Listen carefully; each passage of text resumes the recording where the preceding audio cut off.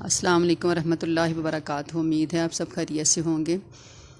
آج میں آپ کو گناہوں کو جھاڑنے والے کلمات کے بارے میں بتانے لگی ہوں۔ ہمارے روزمرہ کے معاملات اس طرح کے ہیں کہ ہم چھوٹے چھوٹے گناہ کرنے کے باوجود بھی خود کو یہی سمجھتے کہ ہم کوئی گناہ نہیں کر پا رہے، تو کوشش کریں کہ اگر چھوٹے سے چھوٹے گناہ سے بچنے کی کوشش کریں، لیکن ہم انسان ہیں اور گناہ ہمارے روٹین میں شامل ہے، لیکن ہمیں پتہ نہیں ہوتا کہ ہم کیا کر رہے ہیں۔ تو اس لیے کوشش کریں کہ جو چھوٹی چھوٹی نیکیاں میں موقع ملتا ہے تو اس کو ضائع نہ کریں۔ تو حضرت انس رضی اللہ تعالیٰ عنہ سے روایت ہے کہ رسول اللہ صلی اللہ علیہ وسلم ایک ایسے درخت کے پاس سے گزرے کہ جس کے پتے سوکھ چکے تھے، تو آپ صلی اللہ علیہ وسلم نے اس پر اپنی لاٹھی ماری تو اس کے پتے جھڑنے لگے۔ تو پھر آپ صلی اللہ علیہ وسلم نے فرمایا کہ یہ جو کلمات ہیں اگر وہ کوئی پڑھے گا تو اس کے جو گناہ ہیں وہ اس طرح جھڑتے ہیں جس طرح اس درخت کے پتے کے جھڑے ہیں۔ تو وہ کلمات یہ ہیں: الحمدللہ، سبحان اللہ، ولا الہ الا اللہ، واللہ اکبر۔ یا آپ اس طرح بھی پڑھ سکتے ہیں: سبحان اللہ والحمدللہ ولا الہ الا اللہ، واللہ اکبر۔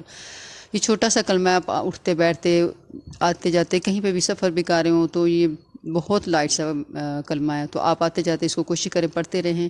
تو جس کا ترجمہ یہ ہے کہ سب تعریف اللہ کے لیے ہے اور اللہ پاک ہے اور اللہ کے سوا کوئی معبود نہیں اور اللہ سب سے بڑا ہے۔ اسی طرح گناہ جھڑتے ہیں جس طرح اس درخت کے پتے جھڑے ہیں۔ تو آپ اپنے روٹین میں کوشش کریں، صدقہ جاریہ کے لیے سے خود بھی پڑھیں، اپنے بچوں کو پڑھائیں، دوسروں کو بھی شیئر کریں صدقہ جاریہ کے لیے سے، اور اس کار خیر میں ہمارا ساتھ دیں۔ السلام علیکم ورحمۃ اللہ وبرکاتہ۔